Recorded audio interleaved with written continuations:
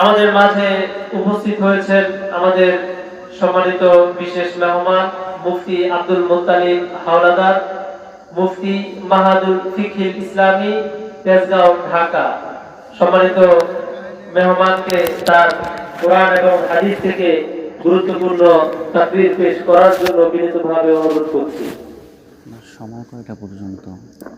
আনুমানিক 8টা বাজে তো, 8:30, 9টা।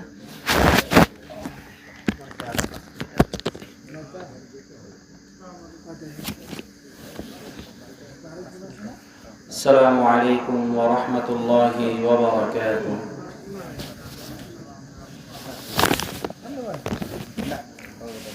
الحمد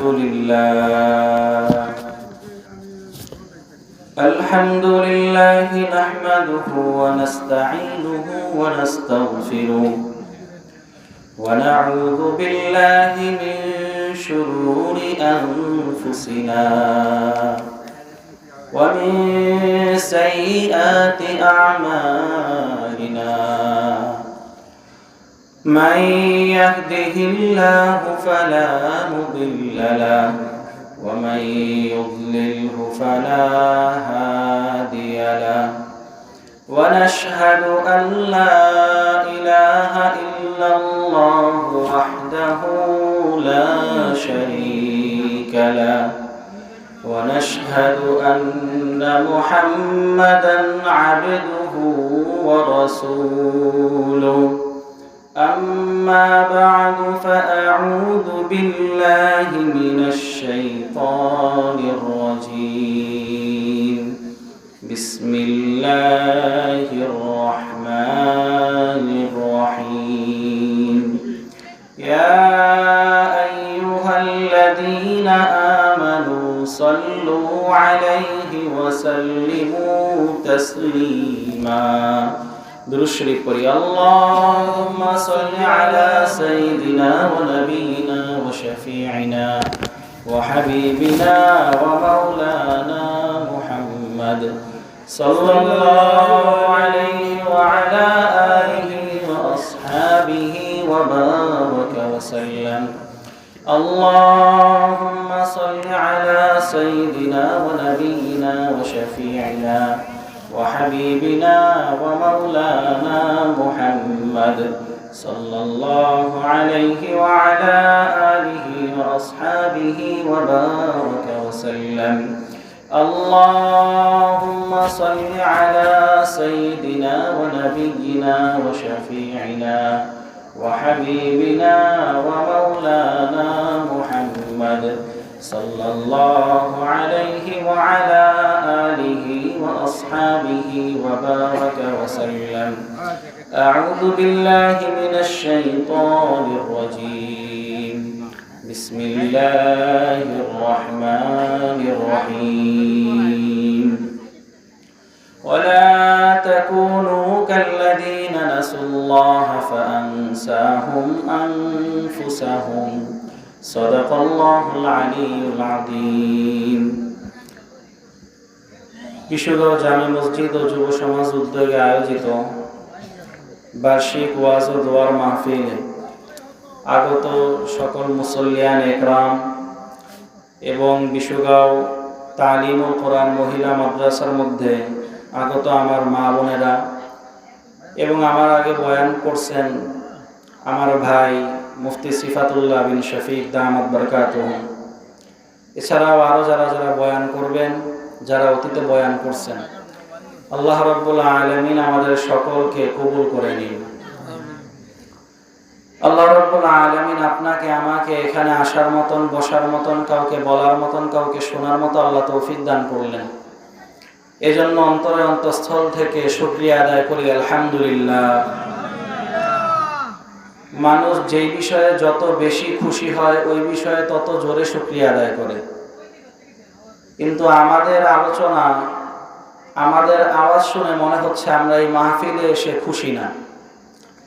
অথচ হুজুর আকরাম সাল্লাল্লাহু আলাইহি ওয়াসাল্লাম বলেন, যখন কোনো বান্দাবান্দি কোনো এমন ঘরের মধ্যে জমা হয়, যেই ঘরের মধ্যে অথবা কোনো মাঠের মধ্যে জমা হয়, যেই মাঠের মধ্যে আল্লাহ রাব্বুল আলামিনের আলোচনা হয়, আল্লাহর জিকির হয়, নবীজিকে নিয়ে আলোচনা হয়, আল্লাহর কোরআনের কথা হয়, সেই জায়গার মধ্যে আল্লাহ রাব্বুল আলামিনের খাস রহমত নাজিল হতে থাকে। শুধু তাই না, হাফাতহুমুল মালাইকা, ওই 4-5টা আল্লাহ রাব্বুল আলামিনের ফেরেশতা, নির্ধারিত ফেরেশতা দ্বারা আল্লাহ রাব্বুল আলামিন ঘিরে আনেন। ওয়া নাযালাত আলাইহিমুস সাকিনা, এবং তাদের উপর আল্লাহর খাস রহমত আল্লাহ নাজিল করতে থাকেন। ওয়া গাশিয়াতহুমুর রাহমা, ফেরেশতা তো ঘিরিয়া নেয়, বরঞ্চ একটা পুকুরের মধ্যে ডুব দিলে যেমন ওই ব্যক্তির ডানেও পানি বামেও পানি, সামনেও পানি পিছনেও পানি, উপরেও পানি নিচেও পানি, ঠিক তদ্রুপ কোনো একটা কোরআনের মজলিসে, আমলের মজলিসে যখন বান্দাবান্দি আসে, তখন তার ডানেও রহমত বামেও রহমত, সামনেও রহমত পিছনেও রহমত, উপরেও রহমত নিচেও রহমত, এইভাবে আল্লাহ রাব্বুল আলামিন ঘিরিয়ে আনে। এমন একটা মজলিসের মধ্যে আসতে পেরে আপনি আমি খুশি না বেজার? খুশি। যদি খুশি হয়ে থাকি, অন্তরে অন্তঃস্থল থেকে আরো জোরে সোরে বলি আলহামদুলিল্লাহ। আলহামদুলিল্লাহ। ভাই, আল্লাহ রাব্বুল আলামিন আপনাকে আমাকে এখানে আসার মতন বসার মতন তৌফিক দান করছেন। প্রত্যেকটা জিনিসের একটা উদ্দেশ্য থাকে। পৃথিবীতে 2 ধরনের মানুষের কোনো উদ্দেশ্য নাই। 1 নাম্বার হলো পাগল, 2 নাম্বার হলো শিশু। পাগল হাসে কেন তাও জানে না, কান্না করে কেন তাও জানে না, ডান দিকে যায় কেন তাও জানে না, পিছনে আসে কেন তাও জানে না। 2 নাম্বারের শিশু, সে যা কিছু করে অন্যের উপর নির্ভর, অন্যের উপর নির্ভর করে সব কাজ কারবার করে, তার নিজের কোনো উদ্দেশ্য নাই। দুনিয়াতে যেই কয়টা কাজ আমরা করি, প্রত্যেকটা কাজ, প্রত্যেকটা আমাদের সব কিছুর পিছনে উদ্দেশ্য থাকে। ঠিক এই মাহফিল দেওয়া, এই মাহফিল শোনা, এগুলোর পিছনে আমাদের একটা উদ্দেশ্য আছে। উদ্দেশ্যটা কি? এই মাহফিলে যখন বান্দাবান্দি আসবে গুনাহের পাত্র দ্বারা, গুনাহ দ্বারা তার পাত্রকে পরিপূর্ণ করা ছিল। বান্দাবান্দি যখন আসবে তখন বান্দাবান্দির আমলনামা গুনাহ দ্বারা ভরা ছিল, বান্দাবান্দির চোখে পানি ছিল না, বান্দাবান্দি ঠিকমতো নামাজ পড়তো না, রোজা রাখতো না। কিন্তু যখন এই মাহফিল থেকে যাবে, আল্লাহর ফজল ও করমে আল্লাহ যদি চায়, ইনশাআল্লাহ বান্দাবান্দি গুনাহ থেকে মুক্ত হয়ে চোখে পানি নিয়ে আল্লাহ রাব্বুল আলামিনের পাগল হয়ে তারপরে যাবে ইনশাআল্লাহ। যদি এই উদ্দেশ্যকে আপনি আমি সামনে রাখতে পারি, তাহলে এই মাহফিল দেওয়া সার্থক। নতুবা এই মাহফিল দেওয়া আর না দেওয়ার মধ্যে কোনো পার্থক্য নাই। উদাহরণ দিলে আরো ভালো বুঝবেন। বিল্লি শক্তি জায়গা পর হাঁটতি নেহি, বাঙালি বেমিসাল সমাজতি নেহি। মানুষ হজ করে আসে। আগের দিনে যখন কোনো মানুষ হজ করত, হজে যাইতো, হজের থেকে আসার পরে তার জীবন পরিবর্তন হয়ে যাইত। হজের থেকে আসার পরে ব্যক্তি বেনামাজি ছিল না, নামাজ ধরত। হজের থেকে আসার পরে তার মুখে দাড়ি শোভা পাইত। হজের থেকে আসার পরে ব্যক্তি পুরোপুরি রূপে পরিবর্তন হয়ে যেত। কিন্তু এখনো কিছু কিছু আল্লাহর বান্দা আছে যারা পরিবর্তন হয়, আবার কিছু কিছু বান্দা এমনও আছে যারা কোনো পরিবর্তন হয় না। হজের থেকে আসার আগে যা, হজের পরেও তা। হজের থেকে আসার আগে যা, হজের পরেও তা। আসার আগেও, হজে যাওয়ার আগেও নামাজ পড়তো না, হজ থেকে আসার পরেও নামাজ নাই। হজে যাওয়ার আগেও রোজা রাখতো না। আমরা যারা একটু এই জায়গাটা খালি আছে, আমরা সামনে চলে আসি, সামনে আগে বসে ইনশাআল্লাহ। তুই সামনে আসছেন, সামনে গেছেন, তুই সামনে আয়। আমরা সামনের দিকে চলে আসি ভাই, এই মানুষজন আসছে তো, সামনের দিকে চলে আসি, তাহলে পিছনে যারা আসতেছে তাদের বসতে সুবিধা হবে ইনশাআল্লাহ। তো যে কথা বলতেছিলাম, হজে যাওয়ার আগেও কোনো পরিবর্তন নাই, হজ করে আসার পরেও কোনো পরিবর্তন নাই। আচ্ছা বলেন, হজের উদ্দেশ্য তো ছিল বান্দাবান্দি পুরোপুরি রূপে পরিবর্তন হবে, কিন্তু হজ করে আসার পরে কোনো পরিবর্তন নাই। তার হজের উদ্দেশ্য কি কবুল হয়েছে? জোরে বলেন, কবুল হয়েছে? যখন কোনো কথা বলে বক্তা, বক্তার কথার উত্তর দিবেন, এতে করে কি হবে? আপনার মনোযোগ বাড়বে। যখন বক্তা কোনো কথা বলে, এখানে যেই আমার পরে আরো একজন আলোচক আছে, যেই কোনো কথা বলবে কথার উত্তর দিবেন, তাহলে ওয়াজ মাহফিল থেকে কিছু শিখে যেতে পারবেন। নতুবা ওয়াজ মাহফিলে আসার আগেও যা, ওয়াজ মাহফিল থেকে যাওয়ার পরেও একই। এটা দ্বারা ওয়াজ মাহফিলের কোনো উদ্দেশ্য হলো না, না বক্তার কোনো ফায়দা, না যারা বসে আছে তাদের কোনো ফায়দা। এখন ওয়াজ মাহফিল অনেক প্রকারে বিভক্ত ভাই। কেউ ওয়াজ মাহফিলে আসে নাচ দেখার জন্য, আগেকার যুগের মধ্যে এগুলো ছিল না, এখন হচ্ছে। কেউ ওয়াজের মধ্যে আসে নাচ দেখার জন্য, কেউ ওয়াজের মধ্যে আসে কিচ্ছা কাহিনী শোনার জন্য, কেউ ওয়াজের মধ্যে আসে বিভিন্ন কিছু কায় কারবার দেখার জন্য। কিন্তু ওয়াজের মধ্যে আসার জন্য উদ্দেশ্য তো ছিল একমাত্র, বান্দাবান্দি এখানে আসবে, এখান থেকে যাওয়ার পর আল্লাহর পাগল হয়ে তারপরে যাবে। কি কথা ঠিক না? যেমন দেখেন আগেকার যুগে যাদেরকে দেখতাম চরমনাই যাইতেন, তাবলিগে যাইতেন, চরমনাইতে যাওয়ার পর যখন বান্দাবান্দি চরমনাই থেকে আসতো, মুখের মধ্যে জিকির আর থাকতো, সারাদিন তসবিহ পড়তে থাকতেন। সকালে যখন নাকি ঘর থেকে বের হইতেন, ফজরের নামাজে যাইতেন আর ডাকতেন, অন্য কেউ ডাকতেন, নিজেও জিকির করতেন, জিকির করতে করতে যাইতেন। হাতের মধ্যে তসবিহ থাকতো আর মুখের মধ্যে জিকির থাকতো। ফজরের নামাজে যাইতেন, আল্লাহর জিকির করতেন, লা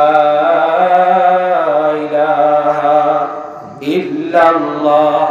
যোহরের নামাজে যাইতেন, জিকির করতেন, আসরের নামাজে যাইতেন, জিকির করতে করতে যাইতেন।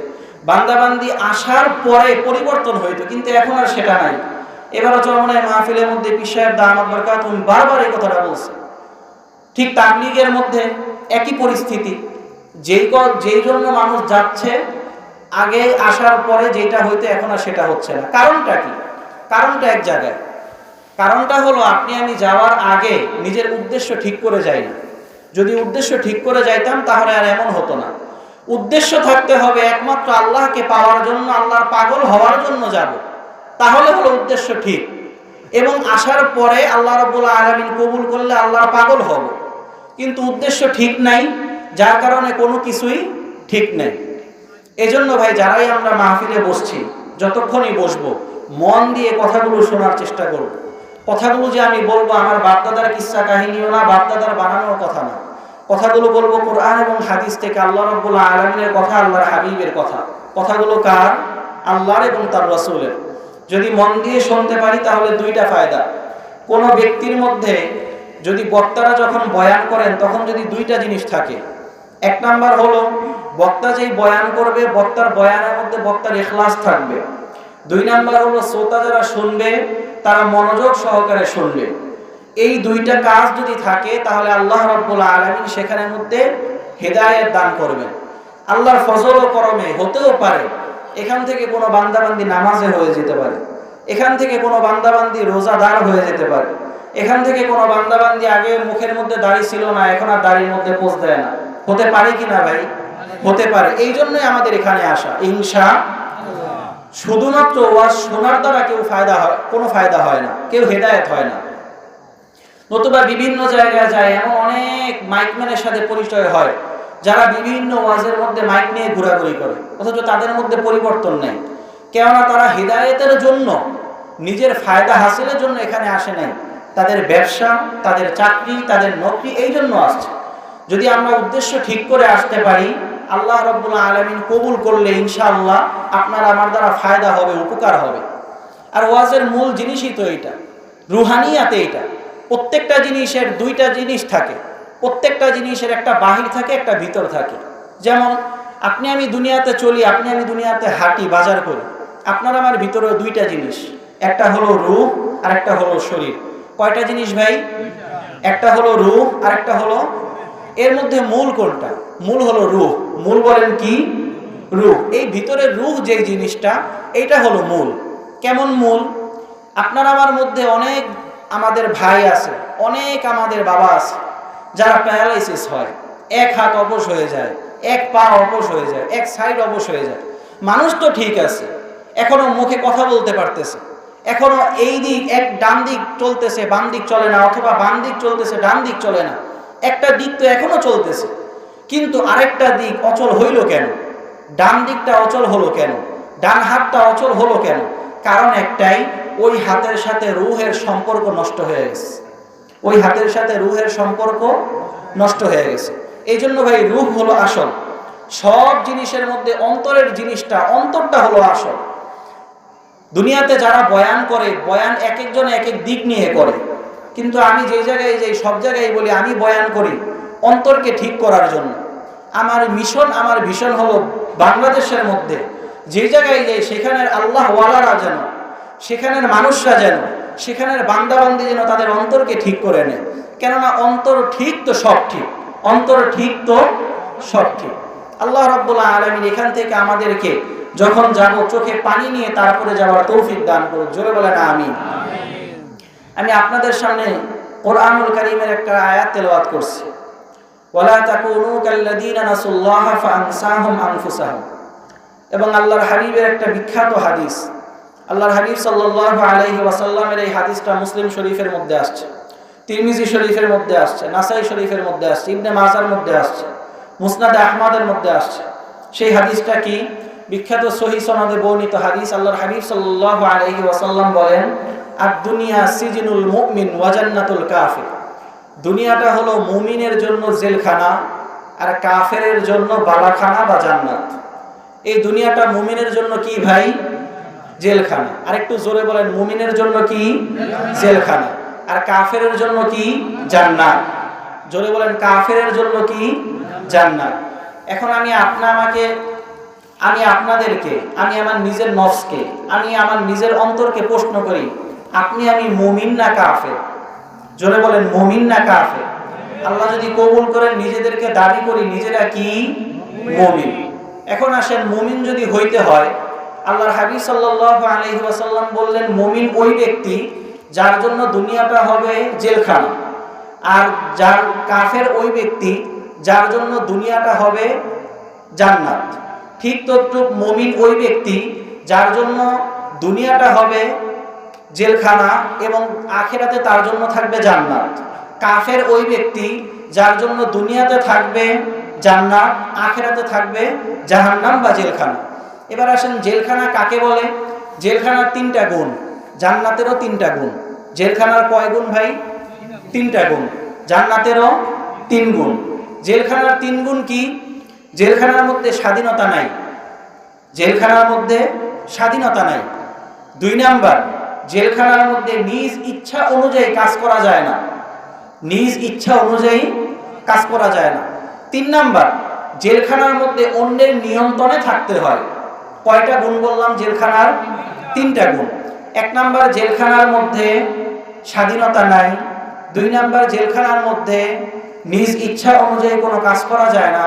3 নাম্বার, জেলখানার মধ্যে নিজে নিজে কোনো নিয়ন্ত্রণ নাই, নিজের নিয়ন্ত্রণ থাকে অন্যের হাতে। ঠিক তদ্রূপ জান্নাতের মধ্যেও আবার 3টা গুণ। 1 নাম্বার, জান্নাতের মধ্যে পূর্ণ স্বাধীনতা আছে। 2 নাম্বার, জান্নাতের মধ্যে যা ইচ্ছা তা করা যায়। আল্লাহ রাব্বুল আলামিন আমাদের জন্য কবুল করেন, জোরে বলেন আমিন। 3 নাম্বার, জান্নাতের মধ্যে অন্যের নিয়ন্ত্রণ না, বরং নিজের নিয়ন্ত্রণ, নিজে যা চাইবেন নিজের মধ্যে নিজের সবকিছু, অন্যের নিজের উপরে কোনো নিয়ন্ত্রণ নাই। এখন আমি প্রশ্ন করি, ভাই দুনিয়াতে তো আছি, আমরা দুনিয়াতে কি জান্নাতি সিফতে আছি না জাহান্নামী সিফতে আছি? দুনিয়াতে কি জান্নাতি সিফতে আছি না জেলখানার সিফতে আছি? এই দুনিয়াতে যদি মুমিন বাস্তবেই হয়ে থাকি, তাহলে এই দুনিয়াতে আমি স্বাধীন না, এই দুনিয়াতে আমি স্বাধীন না, বরং অন্যের নিয়ন্ত্রণ, অন্যের নিয়ন্ত্রণাধীন, অন্যের ইচ্ছায় নিজের ইচ্ছা পরিচালিত করতে হবে। একটা গায়রে মাহরামের দিকে চোখ তুলে তাকাবো, আপনার আমার মনে থাকবে, হে আব্দুল মুত্তালিব, হে আব্দুল করিম, হে রহিমা খাতুন, তুমি নিজে স্বাধীন না, নিজে দুনিয়াতে পরাধীন, আল্লাহর হাতে তোমার স্বাধীনতা। যখন গায়রে মাহরামের দিকে চোখ তুলবা, খবরদার, তুমি দুনিয়াতে স্বাধীন না। ঠিক তদ্রূপ যখন একটা গায়রে মাহরামের দিকে চোখ পড়বে, যখন একটা গায়রে মাহরামের দিকে নজর পড়বে, এই ইচ্ছাটা নিজের ইচ্ছা না, আমার ইচ্ছা চলবে কার ইচ্ছায়? আল্লাহর ইচ্ছায়। সুতরাং নিজের ইচ্ছা অনুযায়ী দুনিয়ার ভিতরে যার তার দিকে নজর দেওয়া যাবে না, নজরটাকে নিচু করতে হবে। ঠিক তদ্রূপ দুনিয়াতে আমি একজনের নিয়ন্ত্রণে আছি, একজনের নিয়ন্ত্রণাধীন আছি, সে হলেন আমার আল্লাহ। আমার আল্লাহর নিয়ন্ত্রণে আমাকে চলতে হবে, নিজের নিয়ন্ত্রণে আমি চলতে পারবো না। এই 3টা জিনিস যদি নিজের সাথে রাখি, সব সময় যদি মনে রাখি, তাহলে আল্লাহর ফজল ও করমে দুনিয়াতে পাহাড়ও টলতে পারে, আপনার আমার দ্বারা কোনোদিনও গুনাহ হবে না। এই জন্য ভাই দুনিয়াটাকে, নিজের যেই দুনিয়া, এই দুনিয়াটাকে জাহান্নাম বানাই, তাহলে ইনশাআল্লাহ আপনার আমার জন্য পরকালে জান্নাত অপেক্ষা করতেছে। আর যদি নিজের জন্য এই দুনিয়াটাকে যদি জান্নাত বানাই, মনে রাখবেন আপনার আমার জন্য পরকালের মধ্যে অনেক বড় জাহান্নাম অপেক্ষা করতেছে। জোরে বলি নাউজুবিল্লাহ। দুনিয়াতে যখন নাকি বান্দাবান্দি ফজর নামাজ কাজা করতে যাবে, শীতের মধ্যে ঘুমায়া থাকবে, আস্তে করে বান্দাবান্দির মনে পড়বে, খবরদার, আমার জন্য তো এই দুনিয়া জান্নাত না, আমার জন্য এই দুনিয়া বালাখানা না, আমার জন্য এই দুনিয়া জেলখানা। আমি নিজের ইচ্ছা অনুযায়ী কাজ করতে পারবো না, আমি নিজের ইচ্ছা অনুযায়ী এই দুনিয়াতে থাকতে পারবো না, আমি নিজের ইচ্ছা অনুযায়ী এই দুনিয়ায় চলতে পারবো না। যখন নাকি বান্দাবান্দি পর্দার খেলাফ করতে যাবে, বান্দাবান্দির মনে পড়বে, আমার জন্য এই দুনিয়া তো জান্নাত না, আমার জন্য এই দুনিয়া জেলখানা। ঠিক তো বান্দাবান্দি যখন নাকি বাজার হাটে বসে গীবত করতে যাবে, বান্দাবান্দির মনে পড়বে, বান্দাবান্দি, এই দুনিয়া তো তোর জন্য জান্নাত না, এই দুনিয়া তো তোর ইচ্ছাধীন না, এই দুনিয়ায় তো তুই স্বাধীন না, বরং এই দুনিয়ায় তুই আরেকজনের আন্ডারে পরাধীন, সে হলেন আমার আল্লাহ। দুনিয়াটাকে যদি এই কষ্টের মধ্যে করিয়া, এই কষ্টের মধ্যে নিয়া যদি দুনিয়াটাকে একটু আমি আপনি এই দুনিয়াটাকে যদি সংকুচিত করতে পারি, এই দুনিয়ার মাল ও আসবাব যদি সংকুচিত করতে পারি, তাহলে আপনার আমার জন্য পরকালের মধ্যে চিরস্থায়ী জান্নাত লুকায়িত আছে। জোরে বলেন সুবহানাল্লাহ। এই দুনিয়াটা এমন একটা খারাপ জিনিস ভাই। এক আল্লাহর ওলি বলছিলেন, আদ-দুনিয়া জিফা, এই দুনিয়াটা হলো মরা কুকুর, মুর্দা কুকুরের ন্যায়। ওয়াতালিবুহা কিলাব, এই দুনিয়ার পিছে যারা ছোটে তারা হলো এই দুনিয়ার কুকুর। এই দুনিয়ার কি? কুকুর। এখন আপনি আমি প্রশ্ন করতে পারি, আপনারা আমাকে প্রশ্ন করতে পারেন, হুজুর বললেন তো দুনিয়া এমন, দুনিয়া তেমন, দুনিয়ার অনেক খারাপ কিছু আপনি বললেন, কিন্তু খাইতে গেলে তো দুনিয়ায় টাকা লাগে, চলতে গেলে তো পয়সা লাগে, বাড়ি গাড়ি তো করা লাগে, তাহলে আমি কি করব এই দুনিয়ায়? বলে, ভাই, লবণ আপনি আমি খাইতে পারি কি পারি না?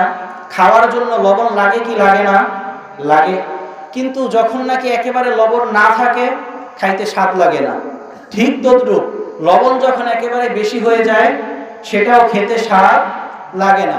এই দুনিয়াটা হলো লবণের ন্যায়, এই দুনিয়াটা হলো লবণের ন্যায়। এই দুনিয়াতে যতটুক আপনার আমার প্রয়োজন ততটুক কামাবো, এর কম হলে চলবে না। ঠিক যদি এই বেশি হয়ে যায়, অন্তর দুনিয়ার দিকে ধাবিত হয়ে যাবে, আমি দুনিয়াদার হয়ে যাব, মুত্তাকি আর থাকতে পারবো না, আর জান্নাতও আপনার আমার হবে না। এই জান্নাতটা কেমন জানেন? আল্লাহ রাব্বুল আলামিন আপনার আমার জন্য যে জান্নাতটা রাখছেন, এই জান্নাতটা কেমন? এই মহাবিশ্বের মধ্যে এই পৃথিবীটা, পুরো মহাবিশ্বের মধ্যে পৃথিবীটা হলো একটা ধুলার ন্যায়। একটা ধুলা, আপনি আমি যখন রাস্তাঘাটে ধুলা উঠাই, একটা দুইটা না, শতে শতে ধুলা হাতের মধ্যে ওঠে। কিন্তু এই মহাবিশ্ব, পুরোটা মহাবিশ্বের মধ্যে এই দুনিয়াটা হলো একটা ধুলার ন্যায়। কিসের ন্যায় ভাই? একটা ধুলা, একটা ধূলিকণা। এই মহাবিশ্বের মধ্যে গ্যালাক্সি আছে, এই মহাবিশ্বের মধ্যে চাঁদ আছে, এই মহাবিশ্বের মধ্যে সূর্য আছে, এই মহাবিশ্বের মধ্যে লক্ষ লক্ষ তারা আছে, এই মহাবিশ্বের মধ্যে কোটি কোটি গ্রহ আছে। অনেক গ্রহ আবিষ্কার হয়েছে, অনেক গ্রহ আবিষ্কার হয় নাই। এই মহাবিশ্বের মধ্যে এত কিছু হওয়ার পরে এই দুনিয়াটা হলো মহাবিশ্বের মধ্যে একটা ধুলার ন্যায়। ঠিক যদি দুনিয়াতে নিজের ইচ্ছাকে দমন করিয়া আল্লাহর জন্য যদি নিজের ইচ্ছাকে সফল করতে পারি, নিজের ইচ্ছাকে যদি আল্লাহর ইচ্ছা অনুযায়ী চলাইতে পারি, তাহলে এই দুনিয়া না, এই পৃথিবী না, বরং এমন মহাবিশ্বের মতো 10টা মহাবিশ্বের মতো আল্লাহ রাব্বুল আলামিন আপনাকে আমাকে একটা জান্নাত দান করবেন। জোরে বলেন সুবহানাল্লাহ। শুধু তাই না, এমন জান্নাত আল্লাহ রাব্বুল আলামিন আপনাকে আমাকে দান করবেন। আল্লাহর হাবিব সাল্লাল্লাহু আলাইহি ওয়াসাল্লাম বলেন, আমার মুখের বানানো কথা না, কোনো মোল্লা মৌলবীর কিচ্ছা কাহিনী না। আল্লাহর হাবিব সাল্লাল্লাহু আলাইহি ওয়াসাল্লামকে আল্লাহ পাক রব্বুল আলামিন বলেন, হে আমার নবী, আপনি বলে দেন, আমি আমার বান্দাবান্দির জন্য এমন জান্নাত বানাইছি, বান্দাবান্দি যদি দুনিয়াতে নিজের ইচ্ছাকে আমার ইচ্ছা অনুযায়ী বানাইতে পারে, দুনিয়াতে যদি নিজকে পরাধীন মানিয়া আমার জন্য যদি সব কিছু করতে পারে, তাহলে আমি বান্দাবান্দির জন্য কি করব? আদাতুল ইবাদিয়াস সালিহিন, আমি আমার বান্দাবান্দির জন্য এমন জিনিস বানাবো, মালা আইনুন রাআত ওয়ালা উযুনুন সামিআত, যেই জিনিস আজ পর্যন্ত কোনো চক্ষু তা দেখে নাই, ওয়ালা উযুনুন সামিআত, যেই জিনিস আজ পর্যন্ত কোনো কান তা শুনে নাই, ওয়ালা খাতারা আলা কলবি বাশার, যে জিনিস আজ পর্যন্ত কোনো ব্যক্তির অন্তরের মধ্যে এমন জিনিসের কল্পনাও হইতে পারে না, এমন জান্নাত আল্লাহ রাব্বুল আলামিন দান করবেন। জোরে বলি সুবহানাল্লাহ।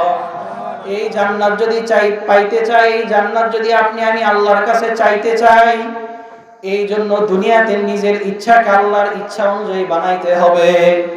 দুনিয়াতে যখনই মনে পড়বে আপনার আমার নফস আছে, ওয়ানাহান নাফসা আনিল হাওয়া, যখনই মনে পড়বে একটা বেগানা নারীর দিকে তাকাই, নফসটাকে আস্তে করে দমন করিয়া দিয়া, যখন নাকি দমন করিয়া নিজের নফসকে আল্লাহর অনুযায়ী খাটাবো, ফা ইন্নাল জান্নাতা হিয়াল মাওয়া, তাহলে সেই ব্যক্তির জন্য আল্লাহ জান্নাত বানায় রাখছে।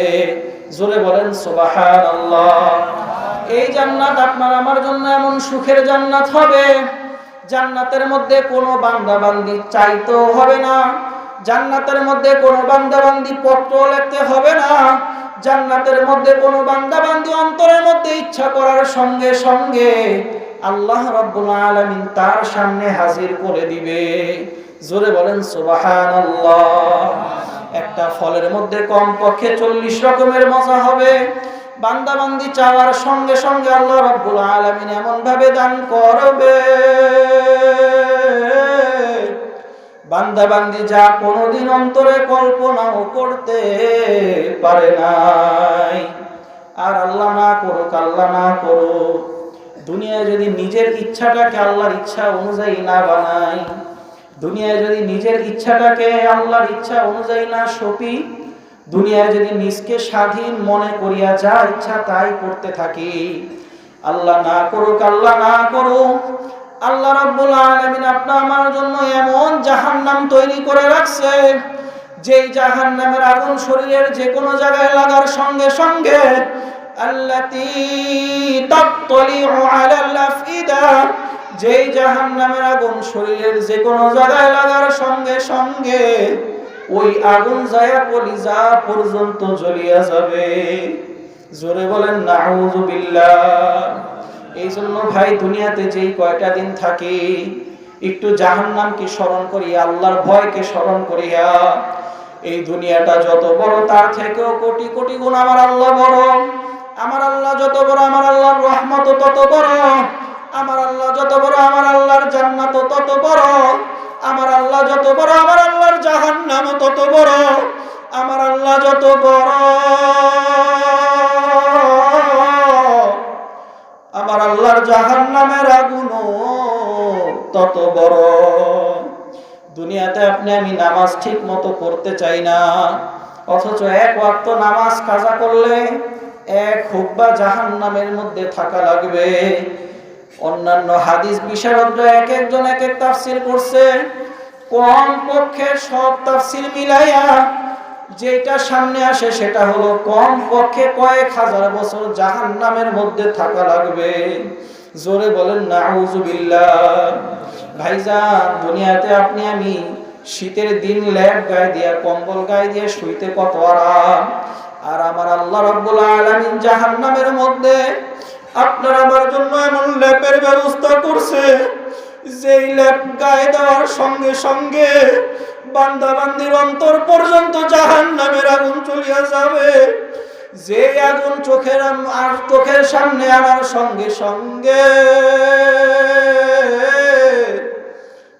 চেহারা থেকে গোস্তগুলো ছিটিয়া ছিটিয়া নরম হয়ে গলিয়া পচিয়া সামনে চলে যাবে। জাহান্নামের মধ্যে বান্দা বান্দি পানি পানি কয়ে চিল্লাবে, বান্দা বান্দিকে এমন পানি দেওয়া হবে যেই পানি গিলার সাথে সাথে কলবের মধ্যে নয় বরং পেটের ভিতর আপনার আমার নারী ভুঁড়িগুলো গলিয়া পচিয়া পায়খানার রাস্তা দিয়ে বাহির হয়ে যাবে। জোরে বলেন নাউযুবিল্লাহ।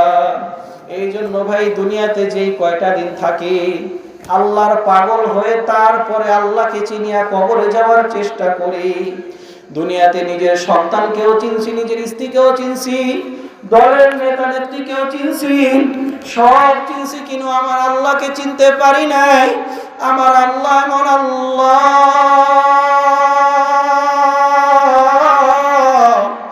যে আল্লাহ সারাটা দিন সারাটা রাত্র হাত পাতিয়া তাকায়া থাকে, যে আল্লাহ ডাক দিয়া বলে বান্দা বান্দি তুই দিনে গুনাহ করবি, রাতে আমার আল্লাহর কাছে মাফ চাবি, আমি মাফ করে দিব। বান্দা বান্দি আবার রাতে গুনাহ করবি, আমার আল্লাহর কাছে দিনে মাফ চাবি, আমি মাফ করিয়া দিব। এমন আল্লাহ পাওয়ার পরে যে আল্লাহর হাবিব সাল্লাল্লাহু আলাইহি ওয়াসাল্লাম তোমার আমার জন্য 23টা বছর কাঁদতে কাঁদতে, তোমার আমার জন্য কাঁদতে কাঁদতে জীবনটাকে শেষ করিয়া দিল। আম্মা জান আয়েশা সিদ্দিকা রাদিয়াল্লাহু তাআলা আনহা মাঝে মাঝে চিন্তা করতেন, আল্লাহর হাবিব সিজদায় যাওয়ার পরে হয়তো আল্লাহর হাবিব দুনিয়া থেকে ইন্তেকাল করছে। আল্লাহর হাবিব যখন নামাজের মধ্যে দাঁড় হইতেন, মনে হইতো যেন ভিতর থেকে গুরুম গুরুম শব্দ আসতে থাকে। যখন সাহাবায়ে কেরাম কান্না করতেন, কান্নাহু তাল্লুন, কেমন যেন মনে হইতো হালকা বৃষ্টি প্রবাহিত হইতেছে। সাহাবায়ে কেরাম এমন কান্না করতেন।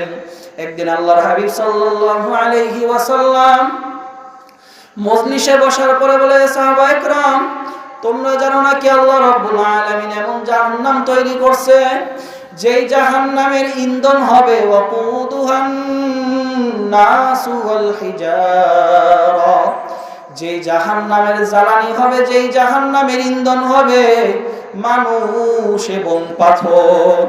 এইটা শোনার সঙ্গে সঙ্গে কিছু সাহাবায়ে কেরাম বাগানে দৌড় দিছে, কিছু সাহাবায়ে কেরাম কান্না করতে করতে মাটিতে গড়াগড়ি খায়া পড়ছে, কিছু সাহাবায়ে কেরাম কান্না করতে করতে মাটিতে শুয়ে পড়ছে, কিছু সাহাবায়ে কেরাম কান্না করতে করতে নিজের ঘরের মধ্যে চলিয়া গেছে।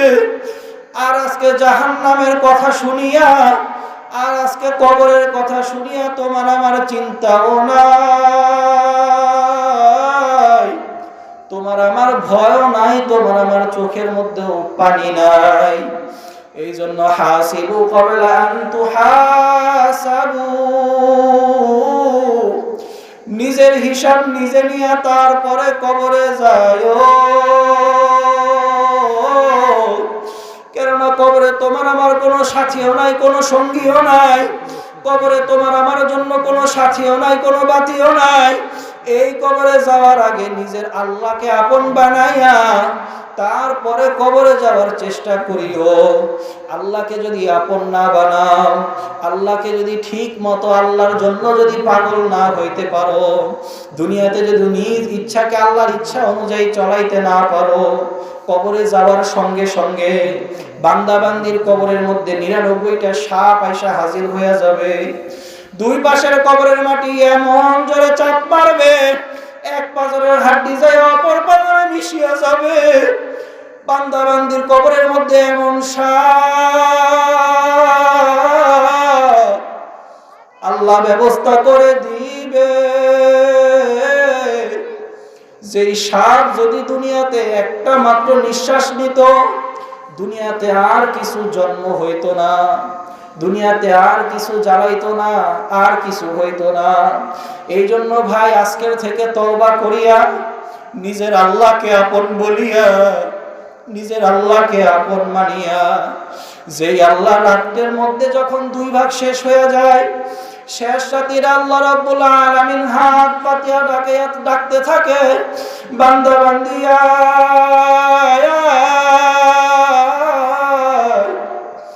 আজকে সেই আল্লাহকে ভুলিয়া কার পিছে ছুটছি, আজকে সেই আল্লাহকে ভুলিয়া কার পিছে রওনা হইছি রে ভাইয়া। তোমাদের কি মনে নাই এ বিশুগায়ের বাবারা, এ যুবক আমার ভাইরা, তোমাদের কি একটু মনে পড়ে না আরো কয়েক বছর আগে তোমার আমার সামনে থেকে, তোমার আমার যুবক ভাই সুলাইমান মোড়ল তোমার আমার সামনে থেকে দুনিয়া থেকে চিরতরে চলিয়ে গেছে। আমি নিজ হাতে কবরে শোয়াইছি।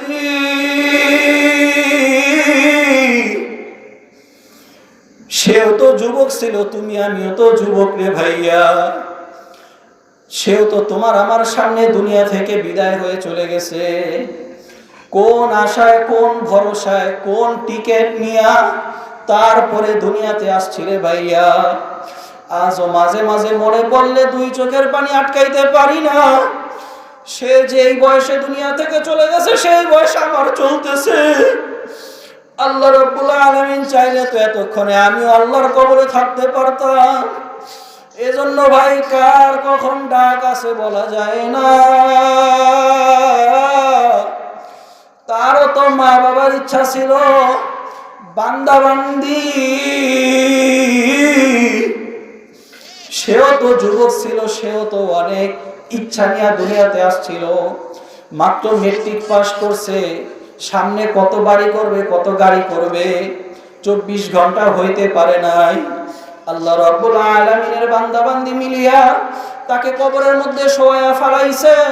তুমি আমি মারা গেলেও এমন আমার আপনার আপনজনরা 24 ঘন্টাও দেরি করবে না রে বাবা, তোমাকে আমাকে কবরের মধ্যে শোয়া ফালাইবে। এই জন্য নিজে তৈরি হইয়া, আল্লাহর পাগল হইয়া, নিজের জন্য দুনিয়াতে যেই কয়টা দিন থাকি নামাজটাকে পরিপূর্ণরূপে ধরিয়া, নিজের দাড়ির মধ্যে পরিপূর্ণরূপে দাড়ি রাখিয়া, রোজাকে আর কোনোদিনও বাদ দিব না, মা বোনের আর কোনোদিনও পর্দা ছাড়ব না। কার কখন ডাক আসে বলা যায় না, কার কখন চিঠি চলে আসে বলা যায় না। আজকে এই জায়গা থেকে তওবা করে আমার সাথে হাত দিয়া কে কে রাজি আছো, আজকের পর থেকে আর ইনশাআল্লাহ 5 ওয়াক্ত নামাজ আর ছাড়ব না। কে কে রাজি আছে ইনশাআল্লাহ? কে কে রাজি আছে ইনশাআল্লাহ? একবার জোরে আল্লাহকে ডাক দেই, আল্লাহ,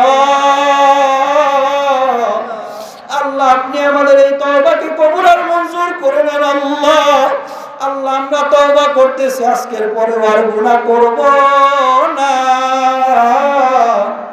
আজকের পর থেকে আর কোনোদিন নাফরমানি করব না। আল্লাহ দয়া মায়া করে আমাদেরকে আপনি কবুল করে নেন। আল্লাহ দয়া মায়া করে আপনি আমাদের সকলের নামখানা জাহান্নামের খাতা থেকে কাটিয়া জান্নাতের খাতায় লিখিয়া দেন। আল্লাহ দয়া মায়া করে আমাদের সকলকে আপনি এক কাতারে হয়ে তারপরে জান্নাতে যাওয়ার তৌফিক দান করে দেন। জোরে বলেন আমিন। আল্লাহ রাব্বুল আলামিন যে কয়টা কথা বললাম এর উপর পরিপূর্ণরূপে আপনাকে আমাকে আমল করার তৌফিক দান করেন।